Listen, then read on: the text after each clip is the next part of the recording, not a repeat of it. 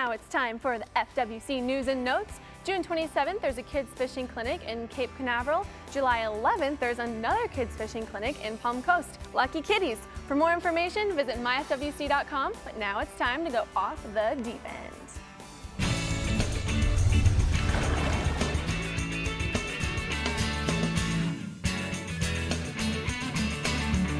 Well, we're over here at the CCA workbench, and hummingbird certainly helps us find bait, Dave. So we're here talking about bait this week, so let's talk about it. Well, I'm talking about finding it right in the grocery freezer. You know, sometimes you can go and find it.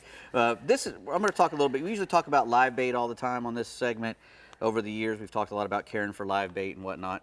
Figured this time we'll talk a little bit about caring for dead baits and what to look for when you're going out to buy them, because that's what most of our fellas are doing when they're coming out here trolling. They're going and they're buying their dead baits, you know, at the store. So the boys at BaitMasters sent us some nice baits here to look at, and they sent us some tips on telling us what to look for.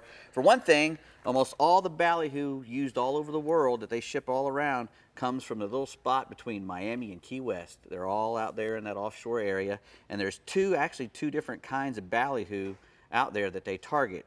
The regular little ballyhoos, which is this one right here, which has the orange tips and the orange tails, which is what you want to look for when you're going to buy your bait. You're wanting the bright orange tip and the bright orange tail. And they also have one that has the red.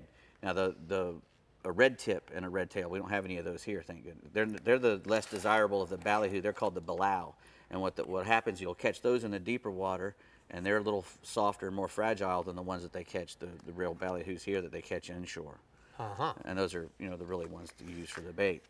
You know, the thing I like about this, Dave, is that you can buy, maybe you're not as inexperienced, you don't know how to rig, you can buy stuff, to me it looks like, that's already pre-rigged. Oh yeah, you can buy ballyhoos rigged, you can buy squid rigs, mackerel rigs, you even got a swordfish rig over there.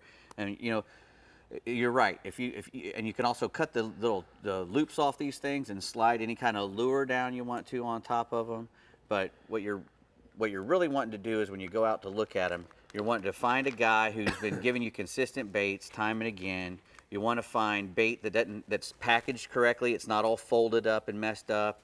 There's no freezer burn on it. Usually when you can tell right away if bait's been in there a long time. There's gaps and voids in the wrapper, and there's freezer burn on the bait. Stay away from those baits. You want all the fins to be intact. You don't want to buy your ballyhoos and have all the fins and this is a mackerel. You don't want your ballyhoos or your mackerels to have the fins broken, because when you have the fins broken off, it can affect how the baits swim.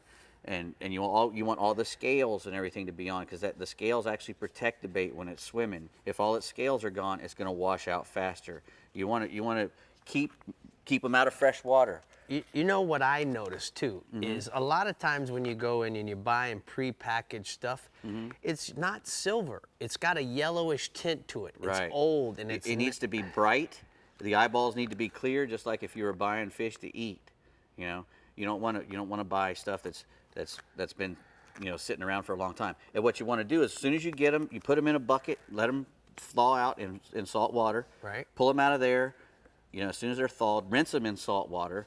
Do whatever rigging you want to do to them. Put lures on top of them, whatever, and then lay them on top of the ice, but not touching the ice. You have to have a bait tray or a nice bit of aluminum foil to lay down on top of the ice, and then put your baits on it and then salt it. Because if you put your bait on the fresh water, it'll make them go down faster and faster and faster, and your bait won't last.